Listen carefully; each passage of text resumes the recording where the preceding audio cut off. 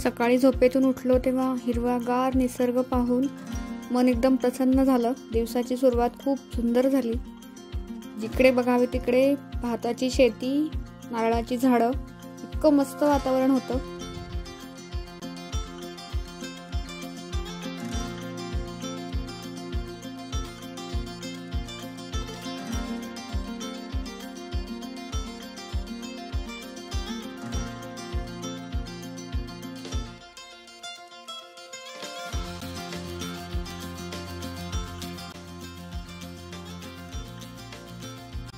इथून पुढे आम्हाला दिसली गोदावरी नदी, तिचं महाप्रचंड आणि दुधडी भरून वाहणारं पाणी।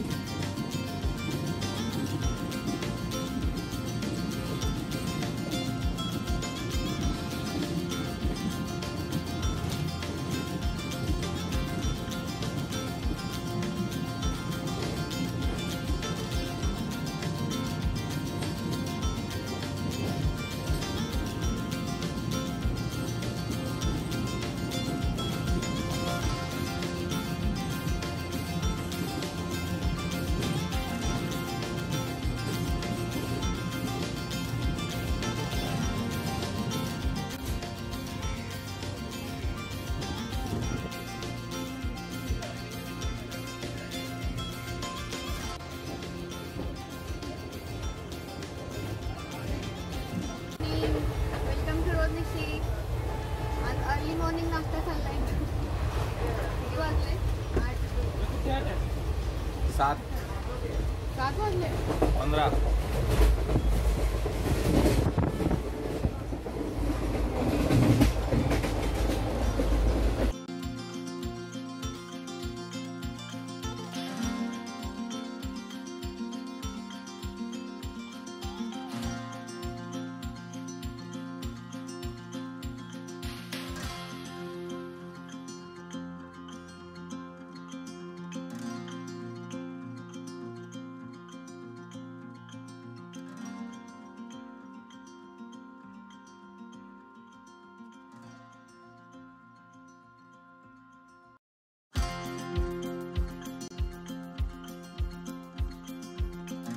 आम्ही ज्या ट्रेननी आलो ती ट्रेन पुढे पिठापूर स्टेशनला सुद्धा थांबते। तिथेही राहण्यासाठी भक्तनिवासमध्ये व्यवस्था होऊ शकते, पण आमच्या ट्रिपच्या प्लॅनमध्ये काकीनाडाच्या जवळपासची काही ठिकाणं होती, त्यामुळे आमची राहण्याची व्यवस्था काकीनाडामध्ये केली होती।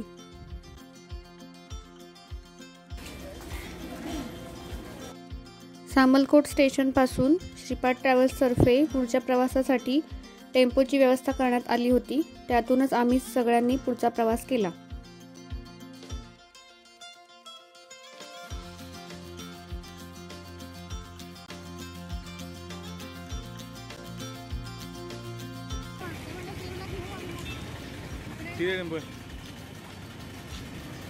ओके, ही वेगळी गाडी येईल। चला चला, बॅगा ओके।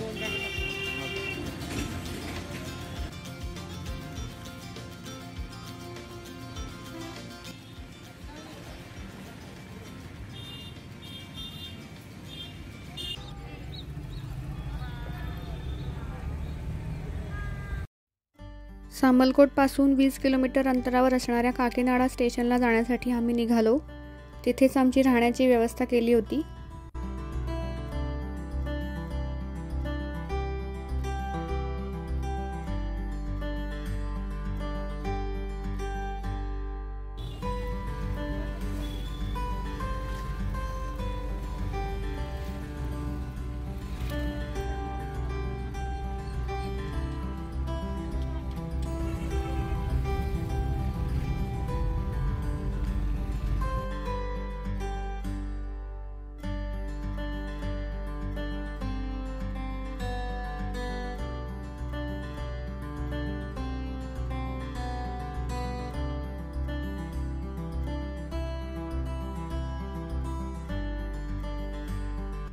आता सगळ्यांना चहा घ्यायचा होता, त्यामुळे आम्ही टी ब्रेकसाठी थांबलो। काही मिळत नसते आता।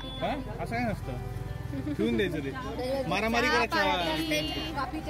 चहा मारामारी होते। चहा छान आहे का? मला वाटलं चहा चांगला नसेल। मी त्याला जाऊन सांगितलं कसं बनवायचं रेसिपी त्याला. Recipe by Sachin. पुलावची रेसिपी कोण दिली? फोन करून सांगितली होती रेसिपी. काय नंबर दिला?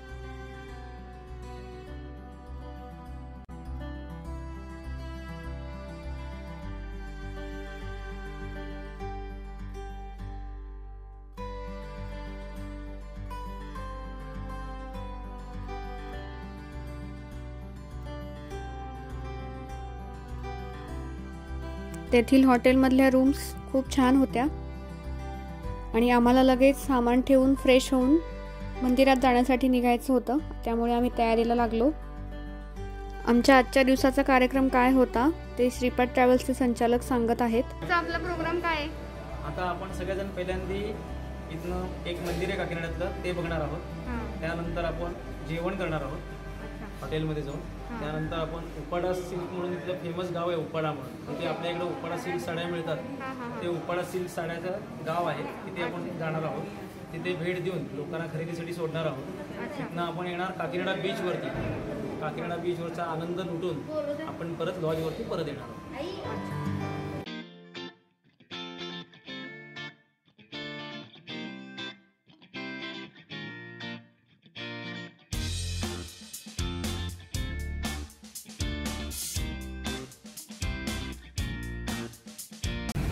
Same like Hyderabad. हैदराबाद सारखे रोड.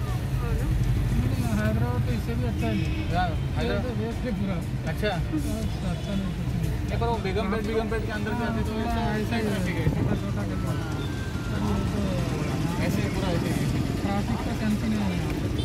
कोई भी बीच में से आ जाएगा. ट्रैफिक वाले कोई मालूम नहीं है क्या करना है.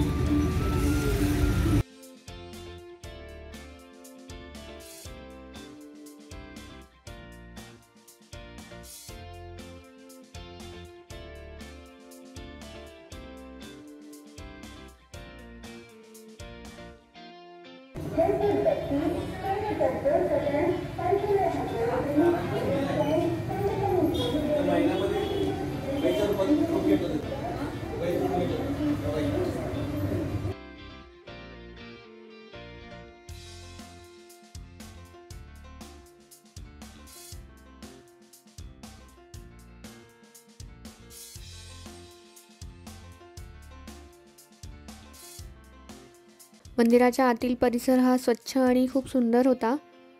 प्रवेशद्वारावरती मूर्ती आणि त्याची आकर्षक रंगसंगती मन वेधवून घेत होती.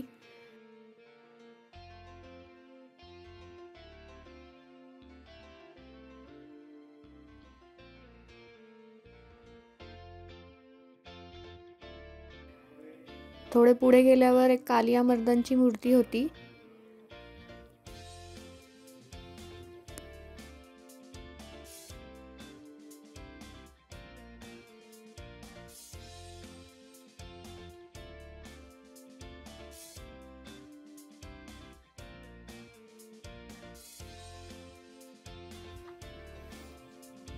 हे मंदिर भावनारायणाचे म्हणजे श्री विष्णूंचे आहे. बाहेर गरुड उभे आहेत. मंदिराच्या गाभाऱ्यात शूटिंग अलाउड नसल्यामुळे तेथील व्हिडिओ नाही. जिथे शूटिंग अलाउड होतं तिथे आम्ही व्हिडिओ काढले.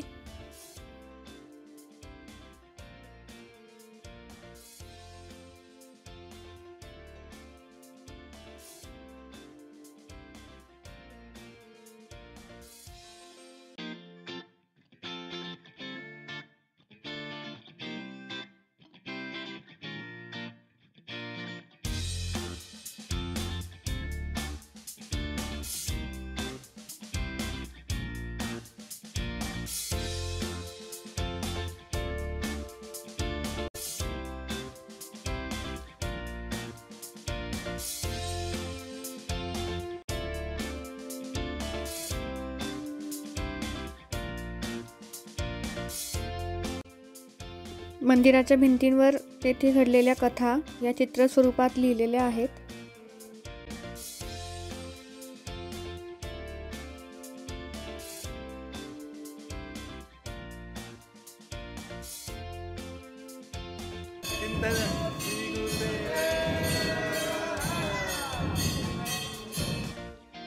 मंदिरातून बाहेर आलो की समोरच्या बाजूला मोठं कमळाचं तळं आहे. तिथे खूप सारी कमळं आहेत आणि एक नारदांची मूर्ती आहे.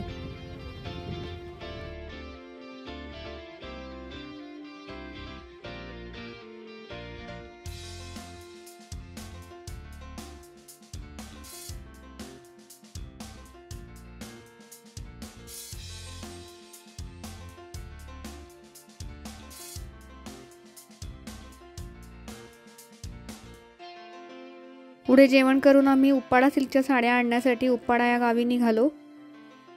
हा रस्ता बीचच्या बाजूने बनवलेला आहे. रस्त्यावरून जाताना साईडला बीच दिसतो. इकडची स्पेशल उप्पाडा सिल्क साडीच्या खरेदीला आम्ही आलोय आता.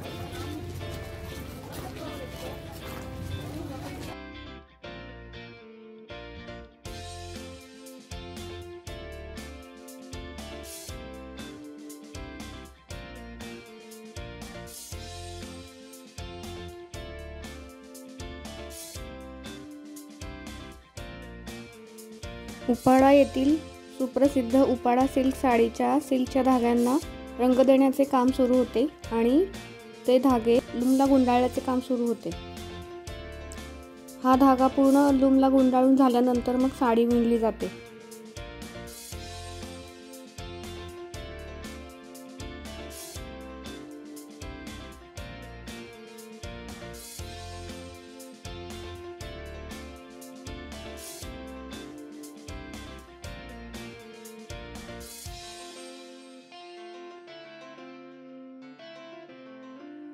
खूप सुंदर सुंदर साड्या होत्या तिथे.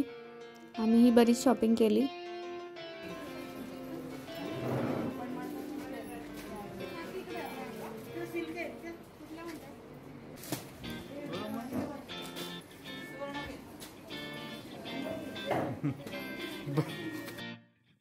आणि ही आहे आमची शॉपिंग.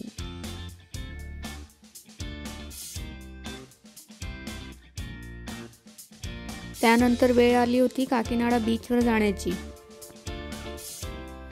श्रावण महिना चालू असल्यामुळे आम्ही समुद्र स्नान करण्याच्या हेतूने समुद्रावर गेलो होतो. पण समुद्र किनारा खूपच अस्वच्छ होता आणि गर्दी पण खूप असल्यामुळे तेथे कोणीच समुद्र स्नान केले नाही. पुढच्या एपिसोडमध्ये पिठापूर दर्शन, अन्नावरम येथील स्वामीनारायण मंदिर आणि अजून काही मंदिरे यांचे दर्शन तुम्हाला होणार आहे. तर आमच्या चॅनलला सबस्क्राईब केलं नसेल तर सबस्क्राईब करा आणि बेल आयकॉनला क्लिक करा, म्हणजे तुम्हाला नेक्स्ट एपिसोडचे अपडेट्स मिळतील. Thank you. Keep watching. Bye bye.